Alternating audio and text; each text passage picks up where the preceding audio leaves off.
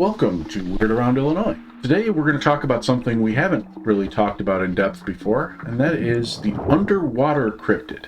So, we're talking about areas as far-flung as Ohio, Kentucky, even further down the Mississippi River, but they're all bordering on Illinois, so or at least really, really close to Illinois. So I think it's probably fair to talk about these as weird creatures around Illinois. Now, underwater monster, you can stretch that to include a lot of different things. It can be the traditional Loch Ness monster, dinosaur-looking thing. It can be a huge alligator or a huge fish, or you could even argue that the big muddy monster is an underwater monster, since they saw him rise out of the swamp a few times. But we tried to stick to monsters that are clearly in the water and tend to stay in the water for the purposes of this particular list. So with that in mind, why don't we start in Indiana? Yeah, where the Beast of Busco lies, in Churubusco, Indiana. This story began in 1898 when a farmer known as Oscar Falk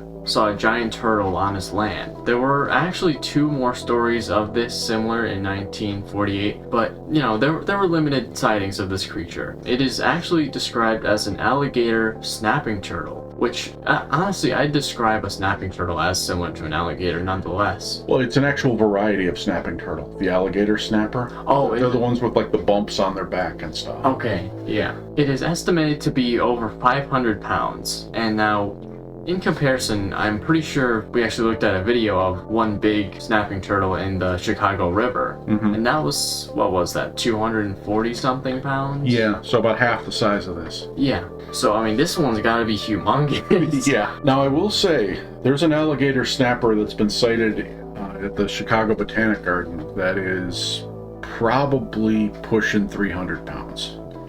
He's pretty darn big. But this one in Busco, some people described it as being as big as a small car. Wow.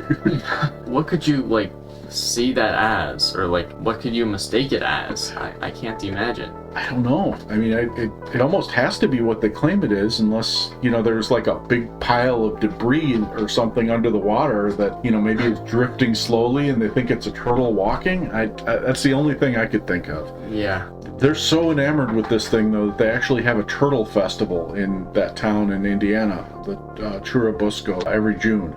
Oh, that's cool. Yeah. I may have to go there for that, actually. Let's mark that on our calendars. Yeah, for sure. Now, unfortunately, with sightings dying down of this creature, there's still celebration, but there are theories that it's now hibernating or waiting for food in some other area. Or it could be dead. I mean, yeah. It had to be pretty old to be 500 pounds. Yeah. Although you'd think you'd find the body. That'd be a heck of a turtle shell. Yeah, if it's not moving, you'd probably just think it's like a rock. Yeah, maybe. Sometimes you never know. Genetics could surprise you. Because, some animals are just abnormally large. Yeah. Yeah, and that seems to be the case with a lot of cryptids, really. Mm-hmm. Well, if we go just a little bit to the side of Indiana there, over in Ohio, we've got something called the Charles Mill Lake Monster. Now this one, okay, it's a little dicey based on my definition of a lake monster or an underwater monster, because this one, it's sometimes seen on the shore, and it's described as a 7-foot tall figure with no arms, other than that being humanoid. It has glowing green eyes and webbed feet. Now I don't know who the heck got close enough to it to see the webs on its feet, because if I see a 7-foot humanoid with glowing eyes, I'm not really, checking out its pedicure.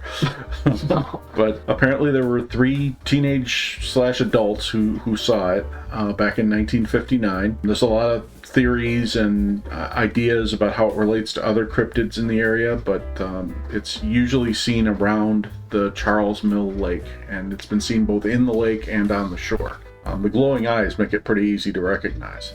Yeah. So next is the eel pig of Kentucky. Apparently, this creature was sighted a lot around Lake Irrington. It was a man-made lake. It's apparently very popular for fishing. Oh. Basically, almost right after it was made, people started seeing this creature, and it's described as 15 feet long. They say the body is the shape of an eel, people say, and then it's also really fast. People describe it almost as fast as a boat.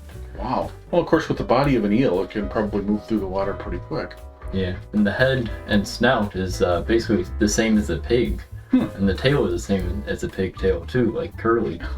Yeah, Like a pug. that's probably the most unusual sighting you can like find. I can't imagine what they were thinking when they first saw that. Yeah, I'd immediately check to make sure that I hadn't, taken the wrong medication or something. Now, one thing you said kind of struck me. You said after the lake was made. This is a man-made lake, Lake Harrington? Yeah.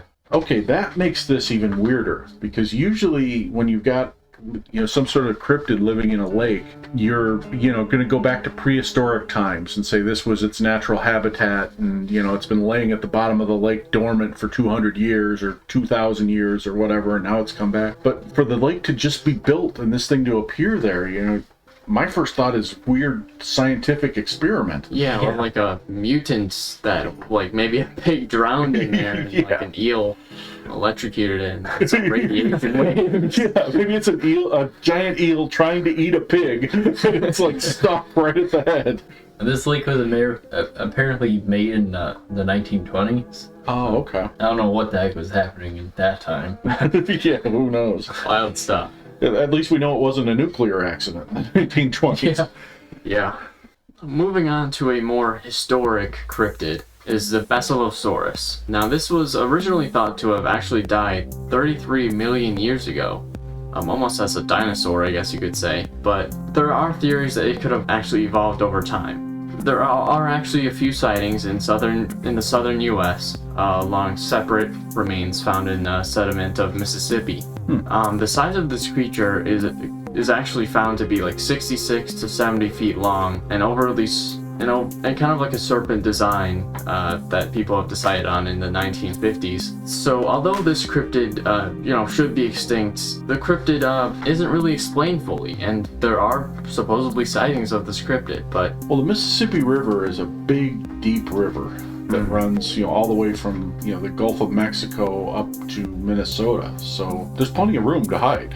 Yeah, I mean, assuming that it's like really deep then, Mhm. I mean, you could definitely hide. And if it came from the ocean, I mean, you could even make the argument that this is a sea serpent of some sort that, happens to be able to breathe fresh water, like a bull shark does. A bull shark breathes salt water or fresh water. You take that a step further and you start looking at things like the Loch Ness Monster or Champy from Lake Champlain, and these lakes both supposedly have underwater connections to the Atlantic Ocean. So you could draw a line basically saying, okay, this thing is the Loch Ness Monster, it's Champy, and it's this thing coming up the river. They're all big, they're all like a serpent. It's a very simple explanation, it seems like. Yeah.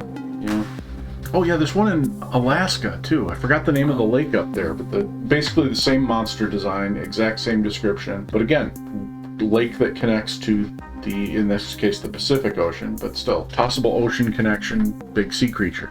Well, we saved the closest monster to Illinois for last, and that is the Lake Michigan monster. This one is, again, a serpentine creature. It's described as like a living dinosaur or reptile. It was first sighted in 1878, and it was described in a book, the autobiography of a wildlife hunter named Andrew Hagen. He said that this creature lives in Lake Michigan, was described by the Indians as half fish, half dragon. And there have been various sightings from it, or sightings of it from around Lake Michigan, both in Illinois and Michigan and a couple other places. And they describe it as a large, four-limbed aquatic carnivore with a thick, scaly hide, a long tail, clawed but webbed digits like claws, a short neck, and a short head with powerful jaws. Well, it's a pretty accurate description. I mean, that somebody clearly got a good look at it to put that much into it. Yeah, I'm not sure how they got that far into a description, considering like most of, like, I'm assuming the Lake Michigan monster was like, I guess in the water. Right. Not like up staring at him at the shore. I couldn't really find details on the sightings because they were so long ago as to whether they were in the water, whether they were on the land, whether this thing was like standing in shallow water so you could see the rest of its body. But yeah, they must have clearly seen most of the body exposed to be able to describe it like that. Yeah. And there were sightings of it through the early to mid 1900s as well. There were occasional like bouts of hysteria where people would have clusters of sightings, and the newspapers would come. Then it would disappear again. But again, Lake Michigan, Great Lake, connects to the other Great Lakes, which connect via the St. Lawrence Seaway to the Atlantic Ocean. So we could still be talking about the same monster. Yeah. So I mean, in conclusion, there's a lot of room in the ocean for these kind of cryptids. If there's any more sightings of these cryptids around us, we might go investigate if the timing is right. Yeah, definitely. And the Lake Michigan monster in particular holds a special place in my heart because I spent a lot of time on Lake Michigan as a child and may or may not have had an encounter myself at one point. So it's definitely on my list of things for us to look into. A lot of these cryptids, they seem to have like a similar thing in common. I guess multiple things in common, like the webbed feet. Yeah. It seemed like something we saw with multiple of them. Mm-hmm. Yeah, and that can show a lot of evolution from some of these cryptids. I really can't explain that eel pig. No. But other than that, yeah, there's definitely a lot of evidence like that for evolution. Yeah. Well, if any of you have seen an aquatic cryptid or any other kind of cryptid, we'd love to hear about it. Please post your comments or feel free to message us through the podcast. And as always, thank you for listening and thank you for subscribing.